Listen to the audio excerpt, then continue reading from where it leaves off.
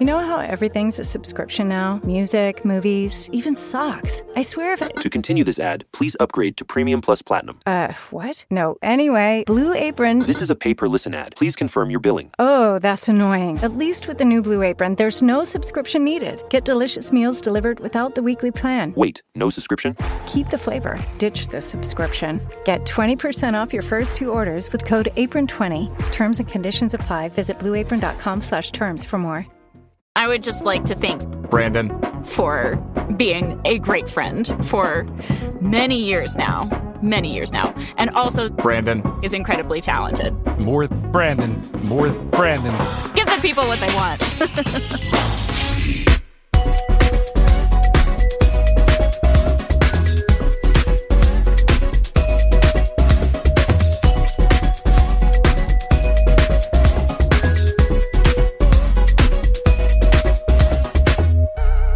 Welcome, fellow sleuths, to Meddling Adults, a game show where we grab our grandfathers and we go head-to-head to test our wits against the prowess of fictional young detectives for charity. I'm your host, Mike Schubert. I'm notoriously bad at solving children's mysteries, which is why I am safely behind the judges' table, letting others duke it out instead. Our contestants this week, I'm very excited. It is a Wolf 359 duel between Emma Sherr-Ziarko and Zach Libresco. How's it going, folks? How are we feeling? So good. I'm ready to take her down. Yeah, you wish. We both have brought dueling notebooks, which you can see because this is an audio medium, and we're just ready to go. I will say Zach is bringing to the table a tiny notebook. Emma is bringing to the table a dragon notebook. So it's cute size versus pizzazz, and I'm stoked. Yeah.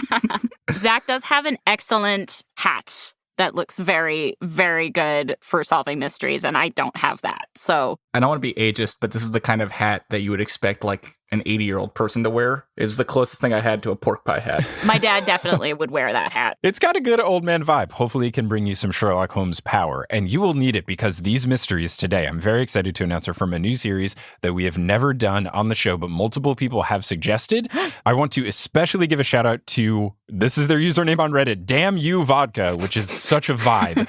They suggested, and it put me over the edge to finally do it for the show, saying that we should do mysteries from The Mystery Files of Shelby Woo, a Nickelodeon classic show that I watched a little bit of as a kid. I don't know if you two are familiar with it, but it is an old Nickelodeon staple that I'm very excited to bring to the table here. I've never heard of this. Oh! When was this made? Like 1996 to 1998. It stars Irene Ng as Shelby Woo, and it stars Pat Morita, the man who played Mr. Miyagi, as her grandfather. God. Okay, that's great. Oh my God, that's amazing. That's amazing. It sounds super familiar, and I did watch a bunch of Nickelodeon at that time, so I think I did watch some of it, but I have no like concrete memory of it. All of my studying the oeuvre of Encyclopedia Brown is for naught. I'm sorry. I got to keep you on your toes. So a little background about Shelby Woo is that she is a high school student. Her grandfather owns an inn. He's an innkeeper. And the first 3 seasons take place in Cocoa Beach, Florida. So again, Florida has found its way into Meddling Adults. But season 4, which has 20 episodes, more than all the other seasons, almost more than the other seasons combined. Whoa. Those were shot in Canada, so they take place in Boston. They were all shot in Montreal. There's a very interesting Wikipedia thing about the show and how it was different and how season 3 got cut short because of a labor dispute. The people involved in the show went on strike because they weren't getting paid enough, but the people creating the show said it was too expensive because it was a single camera operation using film, and Nickelodeon never did this before, so they had to pick up a co-producer for season 4. There's like all this drama around the show. I'm very excited, but all of the episodes today are going to be from season 4, so they all take place in Boston, Massachusetts. But do either of you have mystery knowledge? Zach, I know you mentioned you just read every single Encyclopedia Brown book that exists in preparation. That was a lie. If I ever said that, I deny it. But are either of you big mystery people? I'm not only terrible at mysteries, I'm also terrible at riddles. So I'm really hoping Emma just beats me, like, without having to go to overtime. Half of the time I'm good at mysteries and half of the time I'm not. Like every once in a while I get a stroke of inspiration and I'm like, that's it. But I really don't want to set expectations high. So we shall see. Here's how the game works. I'm going to be recapping 3 mysteries from the esteemed children's television program, The Mystery Files of Shelby Woo. Neither of you have seen these ahead of time. I'll lay out all the clues. I'll ask you for your accusations. Each correct guess of culprit, means, method, motive, etc. will earn you points. But there's also bonus points at stake. If your guess matches my incorrect guess, you will earn a Misery Loves Company bonus point. And if you just do anything particularly ridiculous, your guess is wildly off the walls, comes out of left field, you throw a good burn at each other, anything that puts a smile on my face and a chuckle in my gut will earn you a bonus point, because we need some sort of happiness in this year of 2021. And as the two of you alluded, if the score is tied at the end of these 3 rounds, we will break the tie with a sudden death riddle. So we'll see if it even comes to that. Before we start our mysteries, though, this is a game show for charity, so you two have charities that you're playing for. So Emma, what charity will you be playing for today? I am playing for the charity Power On, which a friend of mine from elementary school is actually the program director for. What they do is they distribute technology to LGBTQ centers across the country, which is especially important right now during COVID and quarantine because so many people are unable to utilize their local center's services. And just having access to technology helps LGBTQ plus youth and others feel connected, get resources. If they're homeless, find access to housing. And so it's something that I think a lot of us just really take for granted. Yeah, that's fantastic. It definitely is something we take for granted. I was watching Last Week Tonight recently, and they talked about unemployment stuff and just how a big hindrance to people getting unemployment is just either not having a computer or not having a printer or anything, not having proper internet access. So that's awesome. That's a great charity to support. Zach, what about you? I'm playing for Buddy System. It's a pretty young charity. It started about a year ago as a way for community members to help their neighbors during the pandemic, predominantly with food and medication. And now that the pandemic is, crossing fingers, winding down, it's transitioned into providing sustainable resources to food-scarce communities. Fantastic. That's great. I've never heard of either of these charities, so it's great to learn about both of them. So now that we've learned about the charities and we've learned about you, we can put the pedal to the metal and get into our first mystery, the Itchy Shorts Mystery. Uh-oh. Oh my. Now, I did find some episodes of Shelby Woo very legally, and I did pick the 3 that I thought had the funniest names, and Itchy Shorts Mystery was the first one I clicked on. I gotta say, I'm getting my baby powder close just thinking about it. So I'm very excited about this. Zach, you probably will be as well, because the opening scene, we see Shelby Woo's school, their varsity girls basketball team is doing a fundraiser game against the local police department. Ooh. Now, this makes sense because Shelby Woo works as an intern in the police department for the detectives. She just kind of does busy work, odds and ends and stuff, but she always tries to weasel her way into being a part of the mysteries. And the detectives always try to make sure that she doesn't, but she always finds a way because she's Shelby Woo. So she's kind of got a little bit of a Veronica Mars thing going on. Yeah, very much so. I've noticed this trend, especially because Shelby Woo's grandfather was a retired detective. Whether it's Veronica Mars or Nancy Drew or now Shelby Woo, I guess women protagonist detective characters always have a person in their family that is involved in some way, shape, or form. I mean, it's like Encyclopedia Brown too. His dad's chief of police. So yeah. I guess it makes sense for a kid detective to be inspired by their parents. My dad was an engineer, and so was I for 4 years until I became a professional talker boy. There you go. So they're doing this fundraiser game because Shelby's team is trying to go to a basketball tournament called the Citrus State Shootout in Florida. So yes, even though this is a Boston episode, Florida has found its way back into meddling adults. It's inescapable. I feel like the Thanos I am inevitable meme is Florida and meddling adults. No matter what mystery series we do, no matter how we try to escape it, Florida always finds a way. So it's the Citrus State Shootout. Aren't you glad I didn't call it the Florida State Shootout? Whoo! Bonus point for an Orange You Glad pun joke. Score to 0-1. Oh, man. So the game is going on, and it's some high-quality television basketball, let me tell you. But all at once, while one of the players on Shelby's high school's team is on a fast break, she just stops and starts scratching all over. And her entire team is scratching all over. And this is where the itchy shorts are coming into play. So they stop the game, they go into the locker room, and they try to figure out what's going on. And the girls immediately hit the showers, and the coach starts looking at their uniforms, and they determine that there's itching powder all lined on the inside of their uniforms. Thankfully, since they were playing against the local police department, Detective Delancey, one of the main characters in the show, was playing, and she now is beginning to investigate what is going on. So she starts checking around the locker room to try to see if anything is afoot. Quick question. So this is a high school basketball team playing against the local police department. Yes. So it's like children playing against adults, ostensibly. Yeah. I mean, to be fair, in the scenes we see, the high school seniors are kicking the cops' asses. Okay. I mean, there's some pretty easy turnovers where, one of the police officers has the ball and then a high school main character just like rips it very easily. So one of the mysteries is, were the cops bribed to throw the game? Ooh. Whoa. Ooh. Whoa, you're thinking on a whole different level here. So Detective Delancey starts snooping about the locker room. Then a girl by the name of Montana walks in. She is not one of the players. She is a flautist in the school band, and she is trying to put her flute away in a case in the coach's office. I guess she might have been playing during the game. They had cheerleaders and stuff going, so there was a whole pep rally vibe. So maybe she was also playing either before the game or at some point. But she goes into the coach's office asking if she can put away her flute in her case.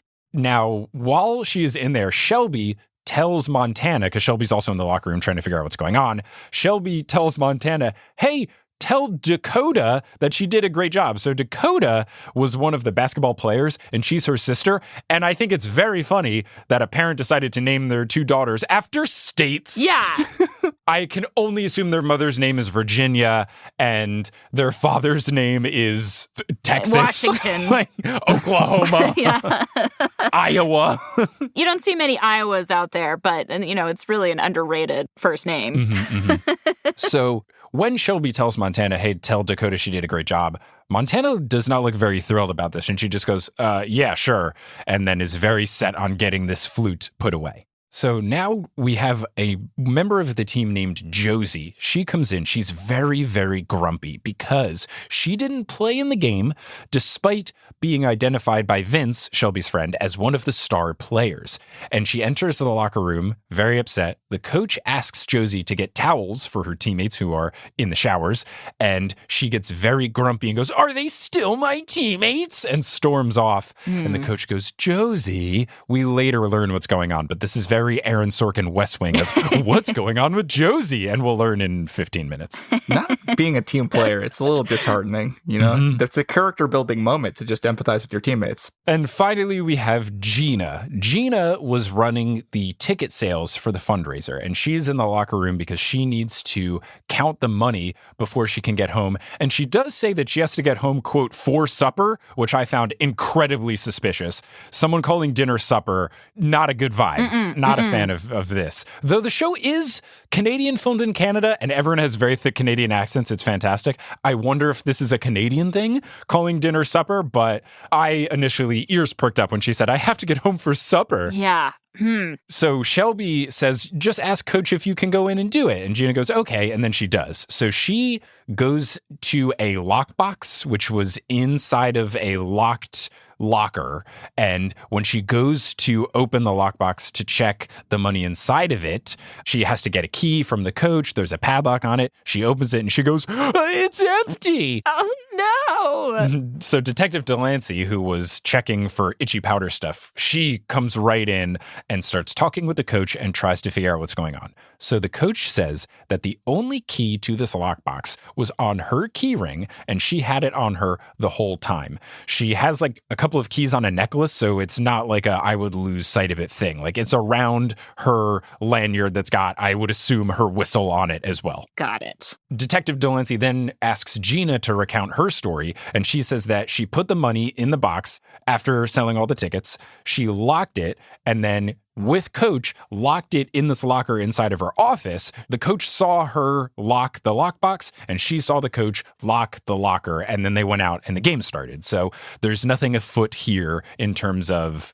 tampering with the lock or the money, etc. So then we cut to Shelby eating with her friends Vince and Angie, and they are talking about the case. They are effectively her friends that help her out with the case, much like Bess and George in Nancy Drew. They're there, they kind of help a little bit, they get into the shenanigans.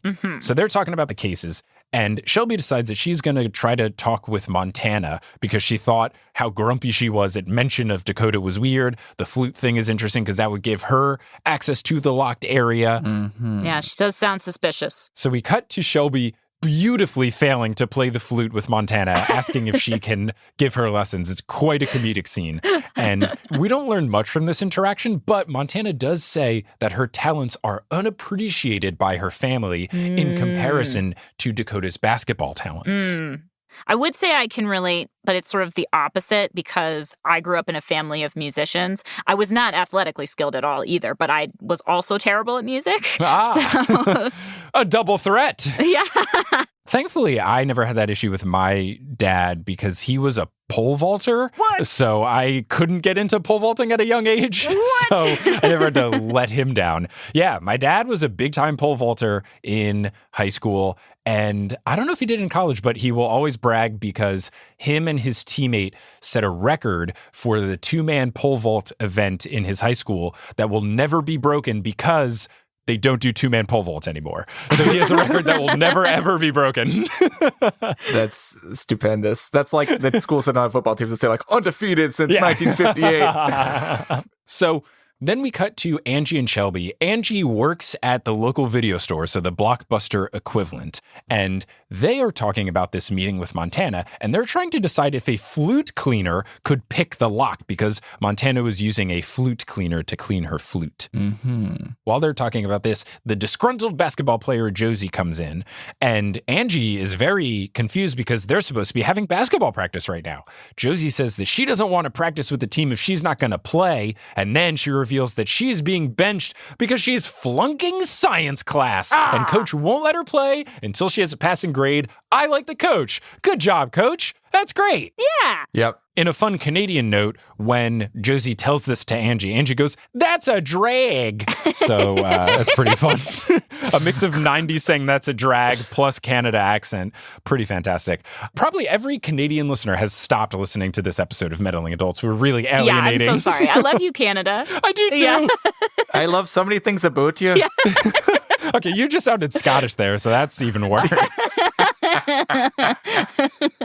So Shelby asks if that means Josie's not going to Florida for the Citrus State shootout, and she says no. And then she says they're only going because of me. If I don't go, no one should go. Oh boy. So that's making some Josie suspicions. Josie, if you put itchy powder on your teammates' pants, maybe that time could have been better served studying for science. Yeah. Exactly. Shelby then convinces Angie, noted nerd, to tutor Josie for the upcoming science exam so that she can snoop and figure out if Josie is our culprit. So Angie then offers this to Josie. Josie's very appreciative because she says, oh, if I pass that science exam, maybe I will have good enough grades to play in the Florida tournament. I like that her intention with that is not to help Josie pass science, but to no. It's to her. crack the case.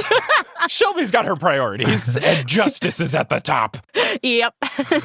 So we then cut to shop class in the high school, and Gina is talking to another student, and completely unprompted, she tells this student that she got accepted into a prestigious French foreign language program for the summer. And this student says, wow, that must cost a fortune. And Gina says, I'm not worried. I've been saving my money. So that's just a little aside. And now we have some suspicions of Gina. I really appreciate Shelby Woo, and I think this is going to become a mainstay in Meddling Adults because the structure of the show is perfect. You have the crime, you identify the 3 suspects one after the other, then you get motive for A, motive for B, motive for C, then Shelby and her friends touch base, and they recap the motives, and then they meet with person A, B, and C a second time, they re-talk about the motives again, and then there's the reveal. It's so formulaic and perfect. I love it.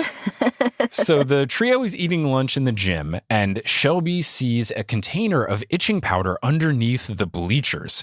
Angie and Vince go off to class, but Shelby has a free period, so she says, I'm going to stay back and check this out. So she starts to crawl underneath the bleachers to get the case of itching powder, and then the bleachers start closing in on her. What? This is also a mainstay in Shelby Woo, that before the commercial break, there's always some sort of danger where one of, if not all three of the sleuths find themselves in what looks like serious physical danger, and then everything is okay and there's no repercussions and it has nothing to do with the mystery, but they always find themselves in physical harm. Gotta raise those stakes. Gotta get the stakes in there. Yeah. Oh, Shelby fine.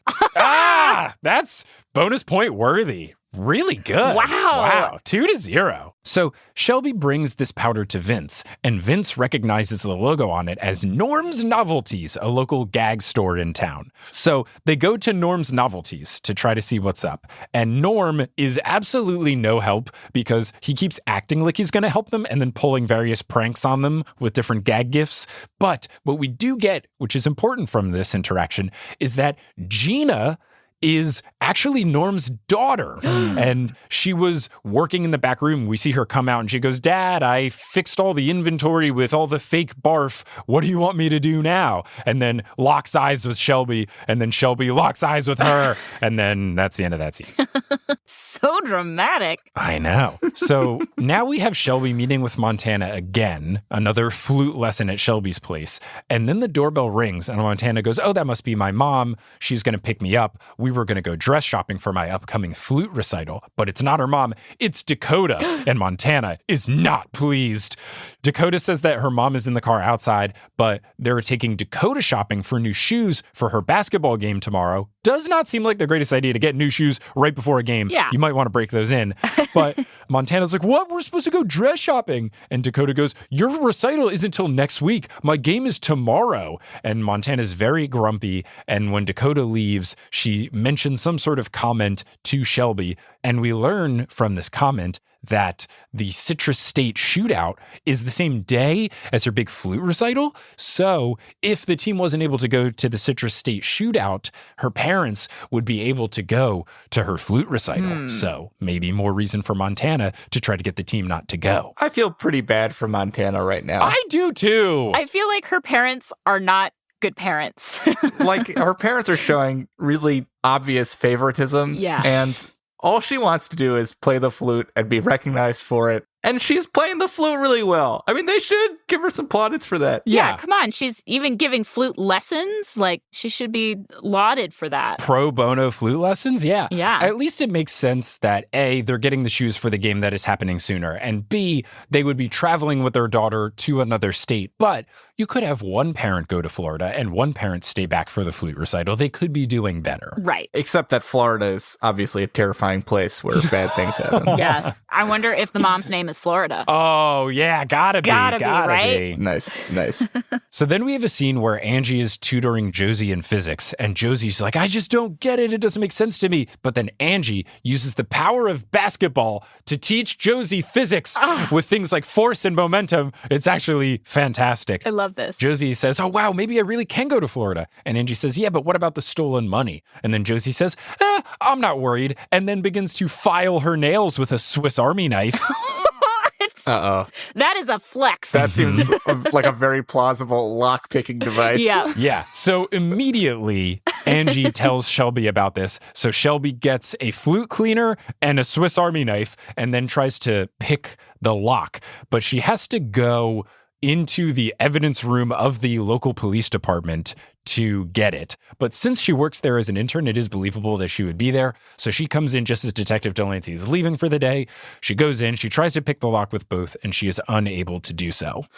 So she meets back up with Vince and Angie, and they're recapping all of the different motives. And while they're talking about it, Shelby is playing with a hidden ball trick thing that she bought at Norm's Novelties because Norm wouldn't talk to them unless they bought something. So she bought the hidden ball trick. So she's playing with this, talking talking with Angie and Vince about the different motives, and then she has an epiphany about who is behind it. So then each of the trio goes to one of the suspects and lies that the police is going to destroy the box in the evidence room because they couldn't figure out who did it. So then we have a scene of the perp sneaking into the police station where the security officer is asleep. Classic. Checks out. And while they try to go in and sneak out the money, we get the reveal of who it is. So I turn to the two of you. Who do you think is behind it? I think I've got it. The last piece of evidence is really influencing me a lot, which is Shelby playing with the hidden ball trick. So now I'm thinking instead of being a lock picking, it's Gina has a dummy kind of compartment where she put the money or was able to shift the money so that when they look inside, it's like a shallower top, but they don't see that the money is underneath somehow. So I think Gina took something from Norm, her dad's store, and she's the perp that they catch. All right. Emma, what about you? I'm really impressed with your sleuthing there, Zach. I also thought it was Gina. I didn't think about the method as much, but I just feel like both Josie and Montana, their stories are so suspicious and so compelling that seems like a red herring to me, both of them. And so I suspect Gina, and the fact that Gina saw Shelby in her dad's store and was so guilty seeming. Before we go to the verdict, I just want to give a special shout out to our mutual friend Dakota, who's just an all-around great guy, former podcaster. Yes. I can't help but think about him. And then my ex, who I have no particular love for anymore, Montana. Oh, wow. Way too many state names in my life and in this story. Just thanks a lot for nothing, Shoes. Well, I'm very happy to say that the two of you are correct. It was Gina, and Zach, you were 1,000% correct about everything. It was a hidden, shallow box thing. So yeah, the way that she got the money out when she opened it was like, it's empty, is there was a second little layer, and she didn't have to undo the lock, but you slide out a wood panel, the money drops to the bottom, you then close it, and then when you open it, it looks empty, and that's why she was trying to go back to get the money, because the money was still in the box. Wow. Pretty great job by Shelby Woo to pick that up from the hidden ball trick, though. Yeah. Pretty great job by Zach Libresco to just totally nail that. Yeah, absolutely nailed. Well, the hidden ball trick was really what, that I was like, oh, magic, Norm, of course. Yeah. So, Zach, I gave you an extra bonus point for getting it 100% correct. So at the end of this first mystery, we have a score of 3-6 in favor of Zach.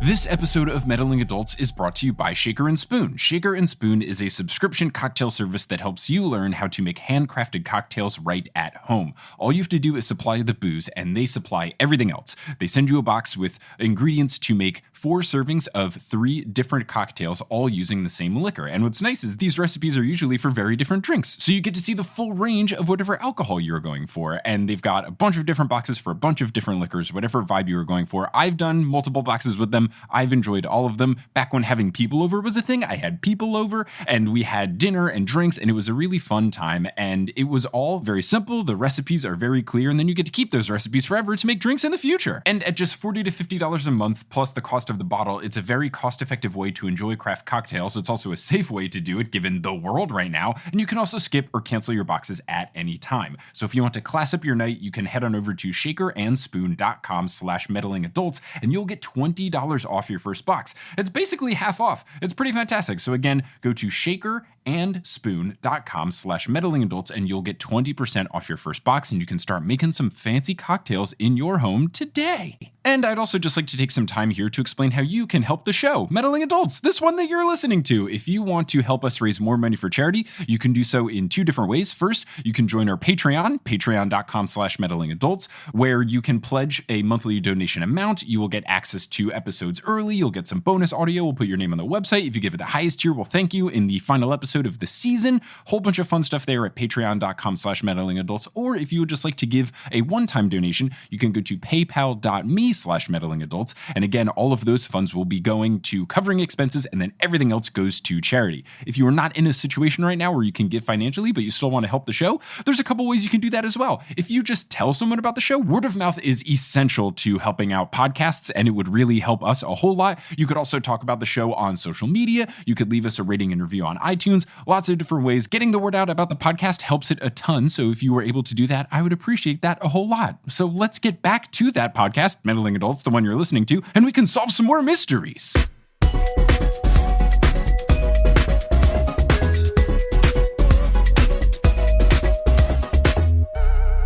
Now we get into our second mystery, the Big Cheese Mystery. I also picked this because of the title. Nice. The Big Cheese, which also makes me think of Wisconsin, another state. Oh, yeah. Wow. Really state heavy here. We're going to hit them all. It's all connected. Shoobs, you picking this one on the title makes you a monster. Oh, God. I feel like I've hit your quota of pun bonus points. I don't need the points. I just need to keep making puns. So the first scene we see is a bank robbery. We see someone come in and on a piece of paper, they have a note, they hand it to the teller, and the teller goes, $50,000 in unmarked bills. Jeez Louise. And then we turn and we see actually by a news broadcast that the person wasn't saying geez Louise. They were saying Cheese Louise because the person robbing the bank was dressed in a Cheese Louise costume. And Cheese Louise is a character on a local children's television program named Farmer Dan the Dairyman, which is about to celebrate its 25th anniversary. So someone was dressed in one of these ridiculous costumes. It's like if the Hamburglar was inside of a wedge of cheese. Uh-huh. They've got a black and white striped shirt with red gloves and then just a big cheese body, like a giant cheese wedge, as if you had one of those Green Bay Packer cheese heads, but it was your whole body. And then there's a face in it too, very mascot-y vibes. This is the person that robbed the bank. That's the costume from the cartoon, just as it is. Yeah, so this TV show is like a Barney and Friends where people wear these giant costumes, and that is one of the costumes. Okay. So it could be one person or it could be two people inside of it because the costume's so big. Why stop at two? It could be three. Yeah, okay. Now we're thinking the same way. This is dangerous for the perps. So it turns out that Angie and Vince are huge fans of the show, and Shelby has never heard of it. So they decide to take Shelby to the studio so they can try to figure out what's up. They arrive during filming of an episode, and we see Milkman Stan, another character. He gets a giant bucket of milk poured on him by Cheese Louise. And this is Cheese Louise, same costume, big wedge of cheese, all that kind of stuff that we saw on the camera. And it's apparently this long-running gag on the show. Now, Detective Delancey is also here to investigate. So the show ends, and Delancey starts to talk to Farmer Dan. And Farmer Dan says that the costume for Cheese Louise is locked in the costume shop when it's not in use. Mm-hmm. And when Delancey asks who has access to the costume shop, he says, me, Milkman Stan, and Rita Shaw. She runs the costume department for the show. So we then see Milkman Stan and Farmer Dan get into an argument about the milk pouring bit. Milkman Stan says he's tired of it because he just keeps getting covered in milk, and he has done so for the past 25 years. Yeah, I feel like I would tire of that. And in peak Nickelodeon form, Dan says, it's a classic bit, it's our trademark bit, and kids love when you pour stuff over someone's head. Very reminiscent of the sliming days of Nickelodeon. Milkman Stan says that it's your trademark bit, it's not mine, I don't like this, etc., etc. Now, we have another character enter named Nancy Sabat. She is a writer for the World of Travel magazine, and she tells Shelby that she has a meeting with Farmer Dan about fun activities for kids in the Boston area. Why is she talking to Shelby? Because Shelby has been posing as a camera woman to try to get behind-the-scenes access to snoop around. So Shelby has to play it cool and not give away that she doesn't actually work for the television program to Nancy. I just love how precocious all these like children and teenage sleuths are. I would not have had the guts to do any of these things when I was a teenager. Not at all. Not at all. Not at all. I just want to say, is Shelby Woo also the next Robert Zemeckis, like the next Wunderkind, who's just going to make films all across the spectrum? Was Wunderkind also a pun? What would that have been a pun off of? Shelby Wunderkind. Oh, Shelby Wunderkind. Oh, Shelby Wunderkind. Nice. Emma gets a bonus point for sure. 100%. Scores 4-6 now. That's great. Shelby Wunderkind. Wow, incredible work, Emma. Using my puns against me, terrible. Even the ones I don't know that I've made. Thank you. Thank you. I've been waiting for an opening. So Nancy then asks Shelby if they have something to drink while she's waiting for Farmer Dan to come out. And Shelby says, oh, there's a soda cooler over here. The red one has sodas in it. And then Nancy says, oh, is it the one on the left or the right? And one is red and one is green. And Shelby's like, the one on the left. Like, it should have been very obvious.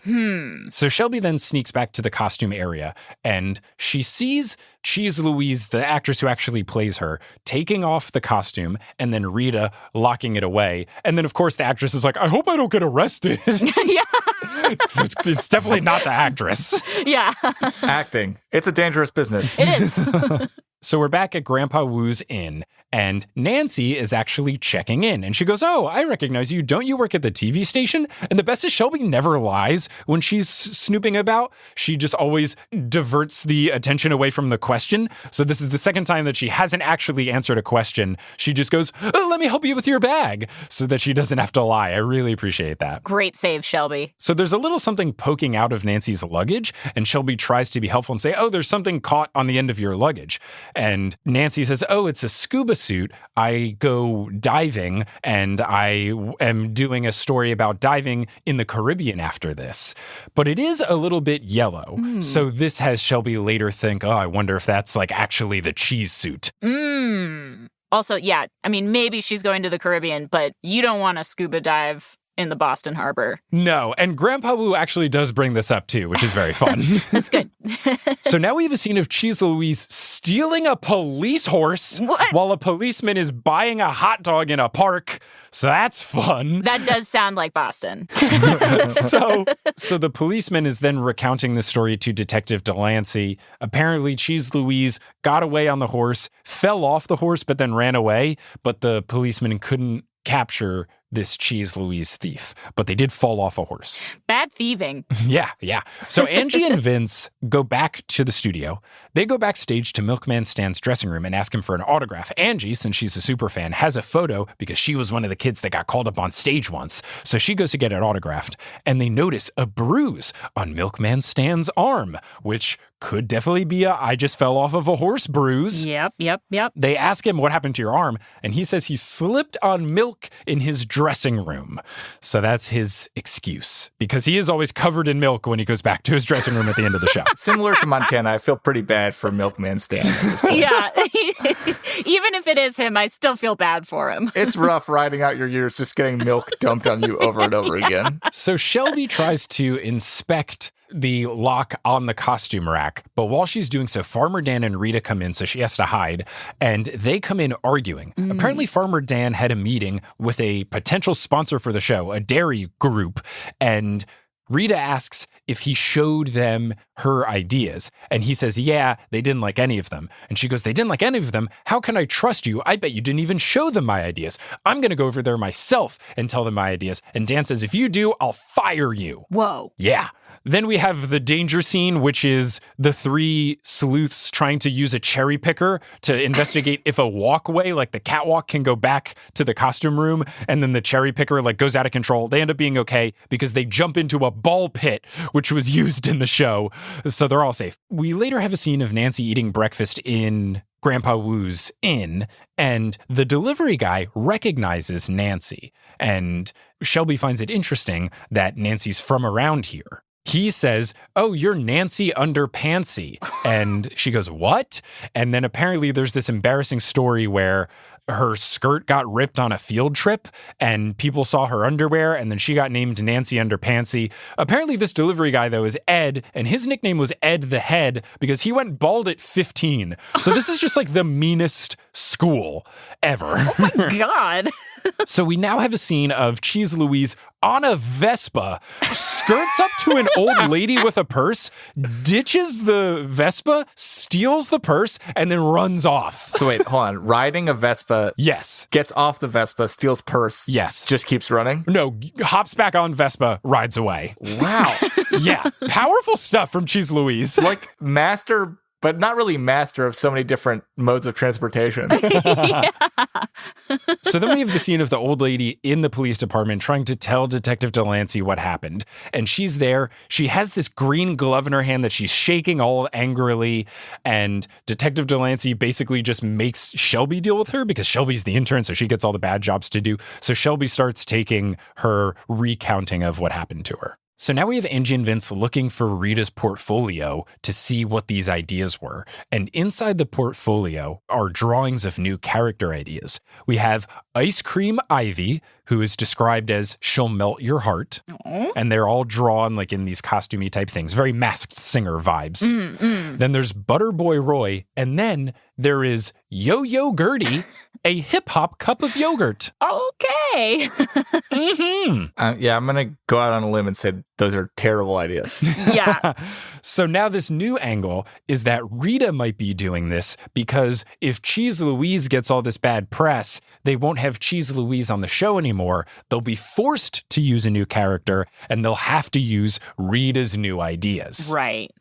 So they go and they talk to Milkman Stan again in his dressing room, and they bring him what looks like a Milkman Stan Ken doll, and he goes, whoa, they stopped making these years ago. And as a thank you, he shows them his scrapbook. He's saved different things from the past 25 years of working on the show, and he says, you can go look over this in the bleachers before we start filming the next episode. So they start going through and they realize that Milkman Stan had a much bigger role on the show before Cheese Louise entered. And apparently Cheese Louise stole a bunch of his bits. So now this is his potential motive, is trying to get Cheese Louise out of the mix so that he can do more than just be the guy that gets milk poured on him. Also in this scrapbook, they learn that Nancy's underwear issue happened on the show and it was written about in the paper, which feels especially cruel. What? It happened on the show? Yeah, so apparently she was on the show, and for part of the show, you're supposed to like sit on top of a cow, but her skirt got caught on like a cow horn or something, and it ripped, and then it was on the TV show, which I don't know if this is a live show, but it feels like they could have cut that out. Yeah. So we learned that the Nancy Underpantsy thing is tied directly to the show. So now we have motive and stuff for everyone. So I turn to the two of you. Who do you think is behind the Cheese Louise crimes? I mean, once again, maybe this isn't necessarily the right tack, but I feel like both Rita and Milkman Stan have such clear motives that somehow it's Nancy. Okay. I don't know how it's Nancy, but it seems like she's kind of trying to reclaim her life. Like this was a really traumatic event for her. And by stealing the Cheese Louise costume and going and living out these crimes is some way of her redeeming herself or healing from that trauma in a really unhealthy way. Gotcha. What about you, Zach? I think it's definitely Nancy, and I think we've got a lot of parallels, though I don't know how she's stealing the costume. Yeah. But she's colorblind, and somehow this matters. From the red and green, and then the green glove. She sat on a cow and fell, and then she was on a horse and fell. Yeah.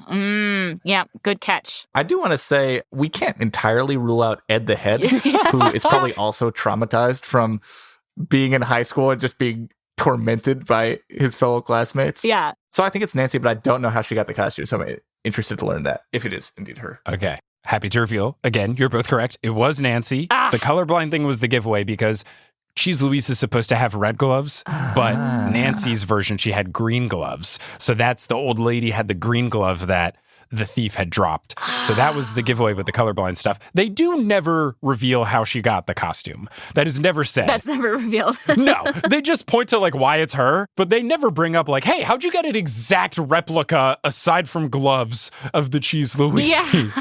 And I will say, as a colorblind person, specifically someone that is red-green colorblind, that is not how colorblindness works, and I don't understand how Hollywood gets this wrong all the time. Yeah. Unless you have extreme cases of colorblindness. They get this wrong in kids' shows, they get this wrong on New Girl. If you're colorblind, it doesn't mean that you're a dog and that you see everything in black and white. Yeah. And I am flabbergasted that Hollywood consistently gets it wrong when I think like 20% of all males are colorblind. Though I do think the colorblind thing on New Girl is mostly done just for like comedic effect. Yes, dramatic stuff. Though it is offensive because I own 3 different shirts that Winston has worn on that show. Really? Yeah, so when the whole bit is that like, oh, he doesn't know what his clothes look like, that's why he wears wacky shirts, I was offended. I don't like that. Winston wears wacky shirts because he loves wacky shirts. On behalf of Hollywood, I just want to apologize to all the colorblind people. Thank you. Not because I'm associated with Hollywood, but just because I think they deserve an apology. Yeah. So the score is now 9-7. We're going to get into the final mystery, which is the hardest one. This is the haunted house mystery. So we see an old lady named Mrs. Epps in her house, and she hears a strange voice, and then all of her clocks start cuckooing at the same time as it's struck midnight, and she screams in terror. So now we cut to her relative named Kay bringing, and we learn that Mrs. Epps is her great aunt. She is bringing her to the Woo Inn to say, you should stay here while we figure out what's going on with your house. And we very much get the vibe that Kay wishes her great aunt was in a retirement home, but Mrs. Epps is not having any of this. But Mrs. Epps is having Mr. Woo. She starts putting the moves on him the whole episode, and it's pretty great to see her flirt with him and Mr. Woo not be interested at all. Oh my God, I want to watch this so much. We all know that feeling of flirting with somebody who doesn't like you back. Yes, we do. Gonna give Zach a, oh no, it's too real bonus point. Here, the score is now 10-7. Yeah. Well, Mike, you were saying? So Shelby then tells Detective Delancey, but Detective Delancey says they've already inspected this house and they found no signs of any intruders. Angie and Shelby go to check out the house. They think they see coffins in the basement through one of those little basement windows. It's a very East Coast thing where you can see like tiny window into someone's basement. I've not seen this in places outside of the Northeast. So if anyone is not from the Northeast, this is a normal thing. Yeah. Tiny little window. They see what look like coffins. Then, as they go up to the house, they overhear people doing repairs on the house, and they're talking about not doing a good job with the repairs to try to get the old lady in the house to try to just get frustrated with it and move out and sell it to them so that they can then flip the house for $200,000. A house in Boston for $200,000? My God! Are you kidding? If you're only selling a house in Boston for $200,000, you're doing something wrong. Great plan, criminals. Great plan. Yeah. So it's a tall guy and a short guy. The tall guy approaches Shelby and Angie does an incredible lie about saying that they are with a dinner delivery for the elderly service. And while the tall guy, who's very nice, talks with her about this, the short guy comes up and says, the old lady isn't here. She's going to be gone for a while, so you shouldn't waste your time hanging around here or coming back. So very grumpy, very grouchy. So Shelby and Angie then run into a kid near the house. His name is Gary, but his code name is Heebie-Jeebie, which is He-Be-GB, standing for He Be a Ghostbuster. Pretty fantastic stuff.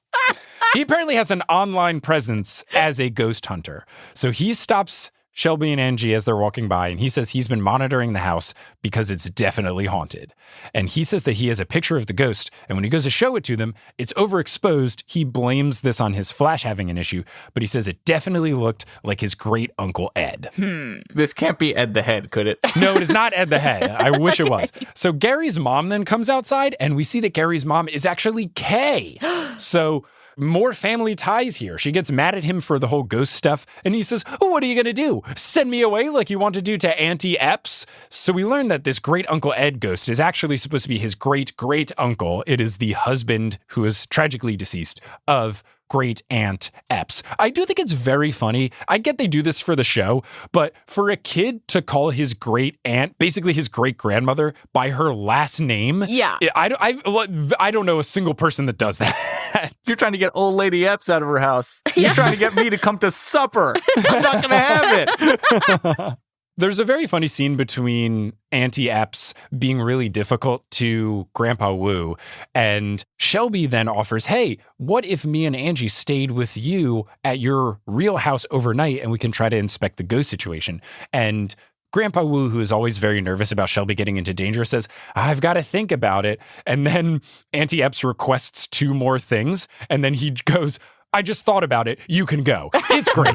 He's fantastic. Oh, Grandpa Woo. So Vince comes to Shelby with some information about the situation via an old obituary in a newspaper. Great Uncle Ed was Edward Epps, a clockmaker. He apparently died of natural causes while repairing the house. So these things that they thought were coffins are actually grandfather clocks that were in the basement. Oh. So Shelby and Angie and Mrs. Epps are in the house. They check out every room. And Mrs. Epps, whose whole thing is trying to keep rooms warm, and that's why Grandpa Woo was so upset, she asks, shall I turn up the furnace? And Shelby goes, no, 95 is fine. Oh my God. Which is absurd. Shelby immediately gets set up in her room, closes the vent. Angie goes over to her room, and right as she's away and Shelby's all set up, the lights start to flicker, the ceiling starts to leak, and then Angie screams from her room, and when Shelby enters, Angie is not in the room. So she runs downstairs, Epps says that the ghost is back. Shelby goes to get some candles, but someone's in the closet. No. So Shelby runs out of the closet. Then someone falls down the stairs. And now there's someone outside with a flashlight. Like, all these ridiculous things start happening at once. We learned that the flashlight person outside is just Vince trying to help, so it's all okay. Oh, Vince. And then downstairs, we see Angie, who was on the couch. She wakes up and she goes, "Oh, I must have passed out," which is very nonchalantly brought up. Yeah. So basically what happened was the person who was in the closet and then fell down the stairs was the taller, nicer repair guy. He came back to try to do some repairs. He didn't think anyone was going to be here, and he wanted to do some repairs. He doesn't like his brother's plan of like trying to do a crappy job so that the old lady gets fed up and tries to sell the house. So he was trying to repair some stuff. Well, that's nice. He hid in the closet when people started making noise because he was scared, because he wasn't supposed to be there that late. What happened to Angie was she fell through a hole in the floor and landed on the couch.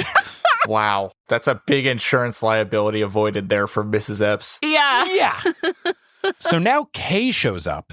Kay is there because Gary is missing. It was Halloween this night, and Gary went out trick-or-treating, and he never came back. And Epps tries to say, "Oh, the ghost is back." And Kay is like, "I can't deal with this anymore. We're not talking about ghosts. My son is missing. This is absurd." And she just leaves in a huff. So the crew begins to investigate the house a little bit further. They start with the cellar. And when they're in the cellar, they have a sulfur smell. Vince, who's been very much on the ghosts are real train this whole episode, says that ghosts sometimes can smell like sulfur. And Shelby goes, "Yeah, but matches also smell like sulfur, and that's more likely." So the whole big scary thing that's happening when there are quote unquote ghost attacks of this house is that you hear a voice reverberating through the whole house, and it's in various rooms. So they're trying to see if there's like a speaker system or something to make sense of why voices are all over. So they go back upstairs, they talk about the suspects and stuff, and they start to reason through who they think it is. So I will turn to the two of you now. Who do you think is behind the ghost haunting? Oh my God. I'm not sure with this one. Our three suspects are Kay, Gary, and the short guy, right? Yeah, Kay basically, the thought is maybe she's trying to scare her grandma into getting into a nursing home. The short guy is trying to get Kay to want to sell this house. And then Gary is convinced that ghosts are real and the ghost is his great Uncle Ed, and he's going to get a picture of him, and the house is definitely haunted. And I will say that, like, Gary's mom, when she yells at him for the ghost stuff, this is like Gary's entire existence. So I think that some of what's going wrong with the house is just about the heat being turned way too high. Okay. I mean, valid concern. 95 is a legit sauna. Yeah, they're like just shorting the electricity in the house by diverting so much power to the heat being 95 degrees. Yeah, that checks out. I don't feel great about it, but I think it's Gary. Like, he wants ghosts to be real so badly that he's making ghosts be real. Okay. That's what I'm going with. All right, cool. Emma, what about you? Just so that we have one where we guess different things.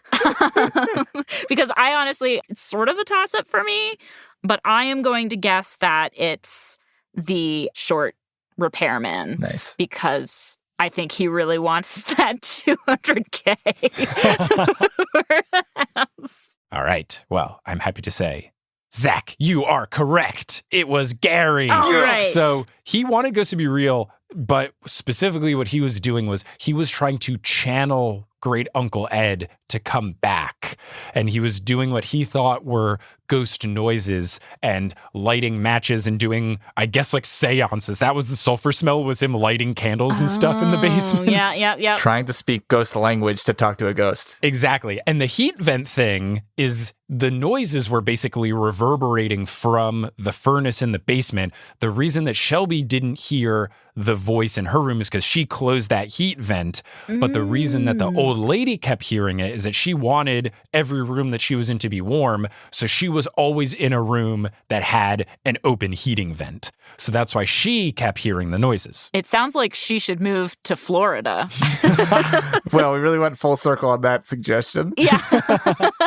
Emma, I did give you a bonus point for, first off, trying to just guess something different, which is always nice, and I appreciate that. But also because though the short guy wasn't guilty of this crime, he does get arrested for malpractice of repairs.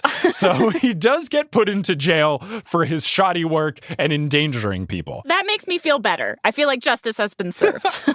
It definitely has. So, Zach, you are the winner of this episode of Meddling Adults. You have won with a score of 13-8, and you've earned some money for Buddy System. How does it feel to reign victorious? I just want to thank all the old people in my life who taught me a lot of things about mysteries. I want to thank Richard P. Feynman, who wrote in his memoir a chapter about lockpicking, which didn't help me at all when it was about actually magic. And I want to thank Emma for being my mentor, who it was inevitable that I would surpass. I'm so proud of you, Zach. Emma, you still fought valiantly. You still did very well. It was a close one. Great guesses all around. A very fun episode. I'm very appreciative for the two of you taking time to be on the show. If people want to find you doing stuff on the internet, podcast-wise, etc., where can they do so? You can find me on a regular basis on Pairing Podcast, which is a podcast that I host and produce all about pairing wine with art and pop culture. So it's not pairing wine with food, but pairing wine with fun stuff. So I release those episodes every other Friday. So definitely check that out at Pairing Podcast or thepairingpodcast.com. And you can also hear me as an actor on one or two podcasts. There's most notably and most recently, I'd love to plug Unseen, which is a new urban fantasy podcast from our friends at Wolf 359, and it's really fun. The whole first season is out. Every episode is just one character in a magical world, so it's very digestible and very fun and kind of nice escapism right now in this world that we live in. And also Wolf 359. Yes, of course. What about you, Zach? All those things. Emma's amazing. You should check her out anywhere she is. I want to give a shout out to my mom, who won a distinguished professorship for Hofstra University. Yo! I'm just so proud of her. Oh my God! Congrats to Mama Libresco. Congratulations, your mom. Absolutely way too cool. Yes. Too proud of her. And my niece, Beatrice, who's a year and 2 months old. The light of my life. She's amazing. Incredible. Anyway, you can find me on the internet. And I would just like to thank Zach for being a delightful opponent and a great friend for many years now. Oh my God. Many years now. And also, right. Zach is incredibly We're talented. going to cut all this out, right, Sherr? Yeah. Oh, man. Well, thank you both for being on the show. This was very, very fun. I was glad that we were able to bring a new mystery series into the podcast featuring some new meddling kids. But this episode was starring the two of you, two meddling adults.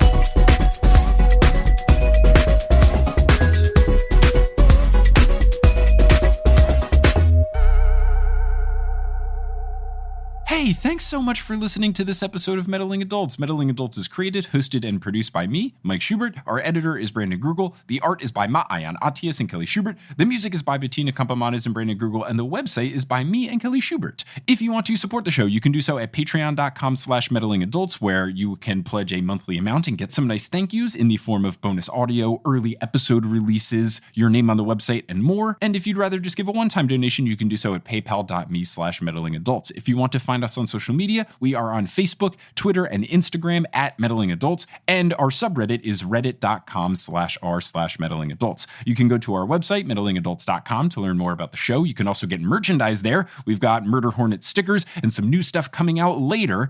And if you just want to help out the show, you could tell someone about it. If you think of someone that would like the show, how about you recommend it to them? Or you could post about it on social media or leave us a rating and review on iTunes. All of these things help a whole bunch. Thanks again for listening, and make sure you are subscribed wherever you get your podcasts so that you don't miss our next episode coming out next Wednesday.